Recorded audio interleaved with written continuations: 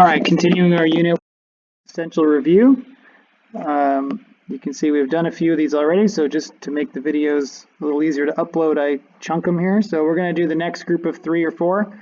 Evaluate each function. So I've set these up like a function machine because we did that in class. It's not as pretty as the one in our book, but hopefully you can kind of get the gist of what we're trying to do here. So we have a function machine, right? I didn't know how to make it with the little wheel, but here's the wheel. We turn the handle, and whatever happens, something goes in, we crank the machine handle, something happens, and then the output comes out, right? So we always want to make sure we're thinking of our input, right? What's going in, and then the work gets done on the inside, and then the output, right? So the input is always our x variable, and the output is always our y variable. And you remember in class, another name for y is f of x. If I ever see f of x, that just means y. That means the function of x. So I put in the x and I did the function machine, and what I got out, the function of x is the y. Like if I were to graph it, it would be the y coordinate. So that's kind of a quick recap of how our function machine operates. So we're going to go ahead and do 3 different ones that require different types of functions. So the first one you can see here, my x is 2. Remember, x is our input, so we're going to go ahead and put in x equals 2. So wherever I see an x, we're going to replace it with a 2, including over here in the f of x. So f of 2, right? This means what is the value of the function? What is the output? What is the y value when x is 2? Well, the function at 2 equals x squared. So I'm going to replace the x with 2 squared minus 3. Right? One way to make sure as you get into more complicated functions that you don't mess up the sign is wherever you're substituting in,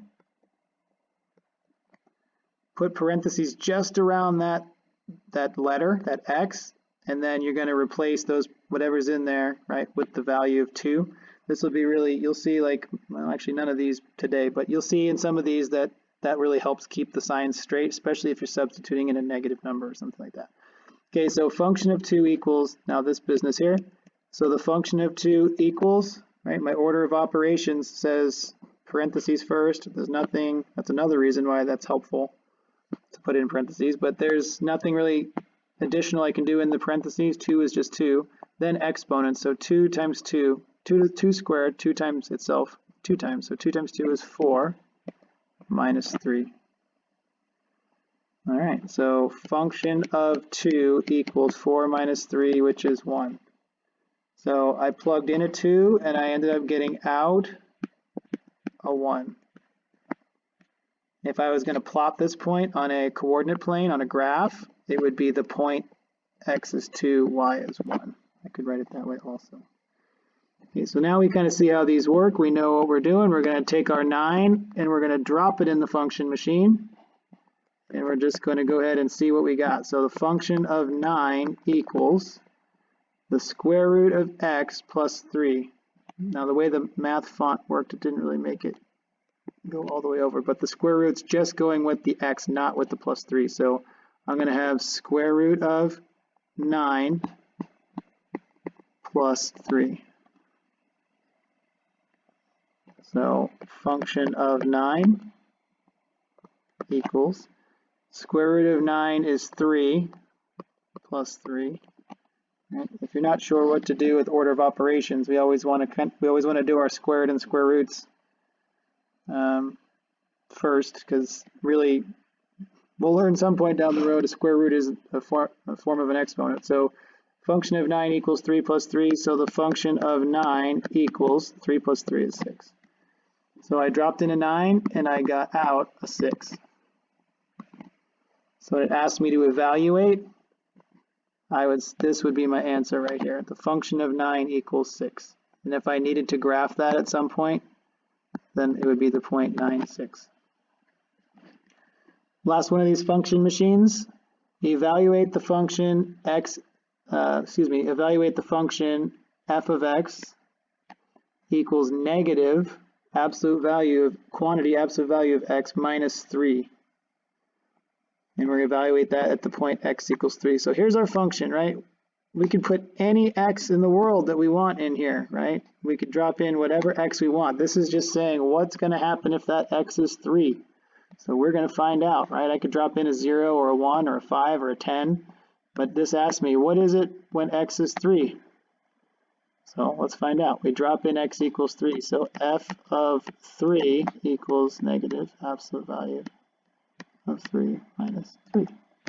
So I'm literally just replacing the x's with the 3's, and now I got to know my order of operations. That's all this is. We start learning this back in elementary school. So, whoops, got my equal sign on. F of x equals negative absolute value 3. So absolute value bars are essentially parentheses. I mean, they perform a function. We are only thinking of the quantity of the number, right? How large the number is, or kind of to simplify it, make it positive. Whatever's in there, do the work and then make it positive. But they're kind of like parentheses in terms of our order of operations. We do what's inside there first. So there's nothing I can do inside there, right? 3 is in there. Absolute value tells me to make what's in there 3. Well, 3 is already positive, so negative, right? 3 minus 3. So negative 3 minus 3, right? If I dig a hole 3 feet, so negative 3, and then I dig down another 3 feet, I've gone down a total of 6, so negative 6. So I dropped in a 3 and I got out negative 6. So my answer would ask me to evaluate function of 3 equals negative 6. And again, if I needed to plot that point on a coordinate plane, 3, negative 6.